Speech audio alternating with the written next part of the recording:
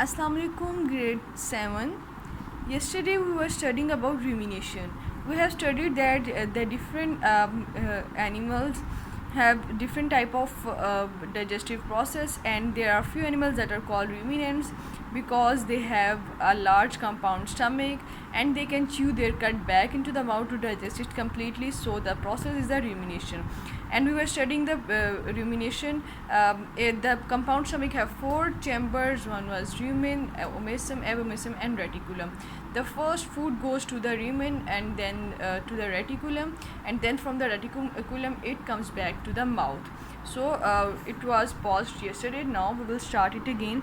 Then it is pushed directly into the third chamber, omasum, and then into the last chamber, abomasum.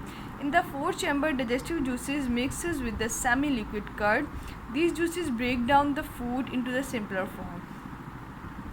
The semi-digested food now enters the small intestine, from where the remaining digestion process continues. It goes to in the human beings.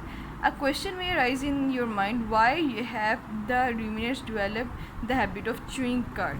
You have already read that these animals like cow, buffalo, sheep, and deer are herbivores.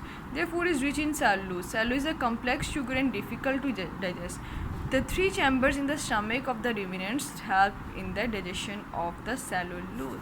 So here is the picture of a ruminant stomach. You can see from the start, it starts from the mouth, esophagus, and then the first chamber. You can see here the first chamber is this rumen, and then the second chamber, this is the reticulum. This is the abomasum, and where is the omasum?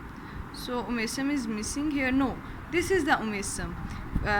Right above the reticulum there is the omasum and then abomasum. So there is a small intestine after abomasum and then large intestine. Food will come from mouth to the first to the rumen, then to the reticulum here, and then from the reticulum it goes back to the mouth, and from the it is chewed again, and then from mouth to it comes to the omasum for the digestion, and then abomasum for the further digestion, and for the absorption in small intestine, and for the ejection to the large intestine. Here is the clear picture of only stomach. Esophagus, from A to B is the esophagus. Then there is the rumen. This one is the large. Then reticulum, the D portion, and then omasum, the E and F, and the abomasum. Sorry, omasum is the E and abomasum is the F, and then the small intestine.